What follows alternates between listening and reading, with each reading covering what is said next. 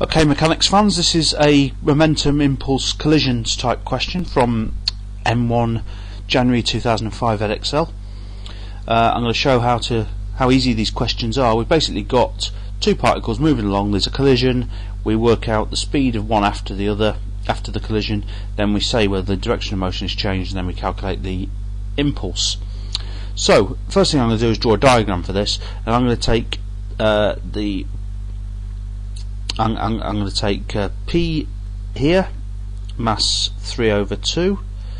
I'm using fractions because they're easier to work with. Speed is 3 in that direction, so that's P. And Q is over here. Q is 2.5, and it's travelling in the opposite direction with a speed of 4.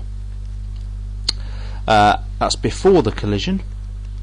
After the collision, we get P has its direction reversed, it's now 3/2, and its speed is that way, speed is 5/2, and Q is here, same mass, and we don't know which speed is, that's what we're going to find out in part A.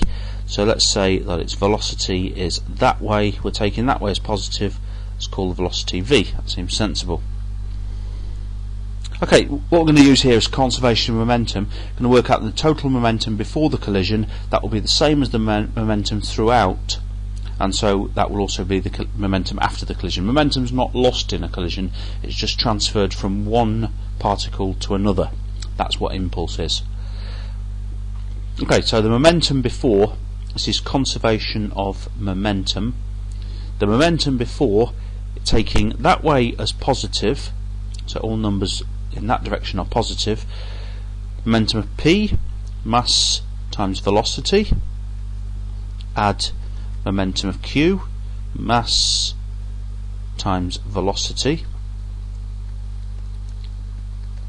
minus 4 because it's in the opposite direction, do be careful with that, and that gives us a total momentum must be 9/2 subtract 20/2.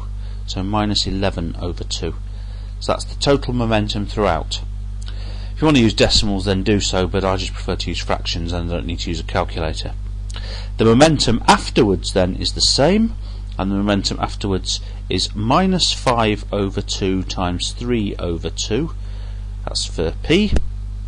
Add to that 5/2 times V, and that must equal minus 11/2.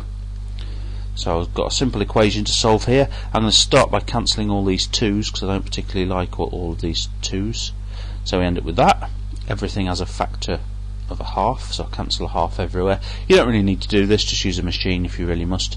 This ends up with 15/2, which I add to the minus 11. So I get so 15/2 coming over to this side that's minus 22/2, so minus 7/2 I think.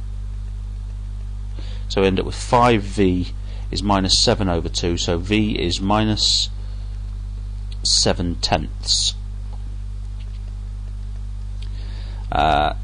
So the collision, the answer to part B is yes, it is changed because it's negative. So we've got V as that's positive, but it's going in the opposite direction because it's negative. Sorry, the answer is no, the direction of Q is not changed, it was moving in the negative direction before, it's in the negative direction after. And that seems to make sense because Q is faster than P, look at the numbers, and it's also weighs more than P, so you'd expect it to sort of dominate in the collision. For part C, the magnitude of the impulse, we use the fact that impulse is change in momentum, so looking at it from P's point of view, momentum before is 3 times 3/2, and the momentum after, so that's 9/2. The momentum after is minus 3/2 times 5/2, which is minus 15/4. So the change in momentum is starting momentum subtract final momentum. Change in momentum therefore is 18, and 15 is 33/4 or something like that, and the units are kilogram meters per second, which is the same, so that's mass times velocity, which is the same as Newton seconds. Now if we want to look at it from Q's point of view, we should get the same idea for the impulse. From Q's point of view, the starting momentum, taking, just to make the numbers easier, the start, we'll take that way as positive now. From Q's point of view, the starting momentum is 5/2 times 4. Subtract from that the final momentum, which is 5/2 times 7/10. So 5/2 times 4 is 10.